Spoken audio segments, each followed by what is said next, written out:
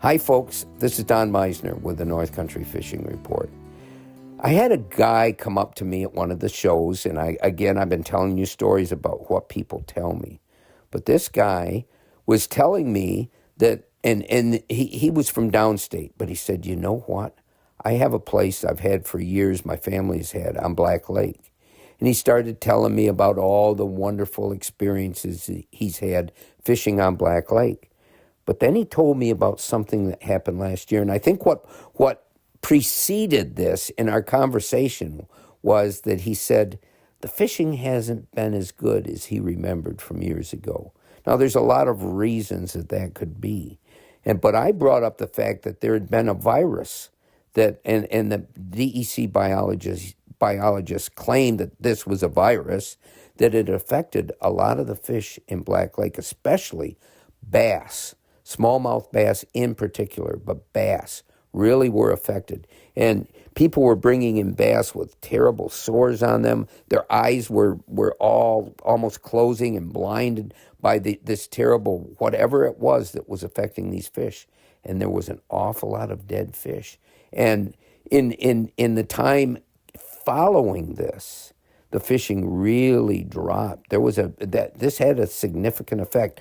I still don't know exactly what it was, what species of fish were most affected, but the fishing has been getting better and better now, whether the genetics of fish that were resistant to this virus were passed on, but the fish seem to be doing better.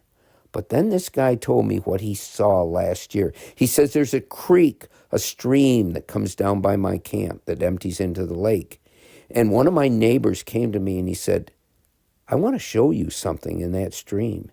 And so they walked out and they started looking. And he said there was, I don't know what the numbers were, but numbers of dead little turtles all along the stream. They were all dead. And he says, I don't know what had happened. But that certainly that's not a good indicator of something. Something had caused those turtles to die.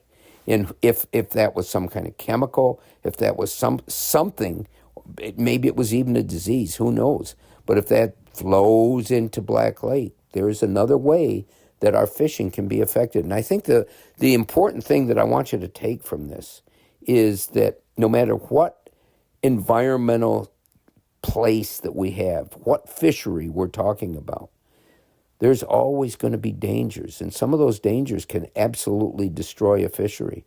And we had that virus in the St. Lawrence River years ago when people saw dead muskies along the bottom, and the St. Lawrence is so clear that you can see these things, and it really affected almost every species. So no matter how hard we try to protect the things that we can do, we can't control viruses. We really can't. Look at what's happened to us.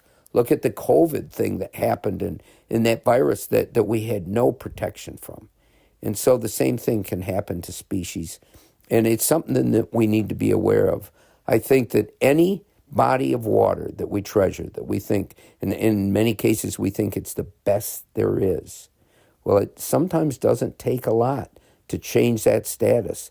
And we just need to be aware of that. We need to be aware that no matter what we do, and we have to do everything we can do, but no matter what we do, I think it's important to cherish what we have, because sometimes you don't appreciate it until you lose it. Until next time, folks, this is Don Meisner with the North Country Fishing Report.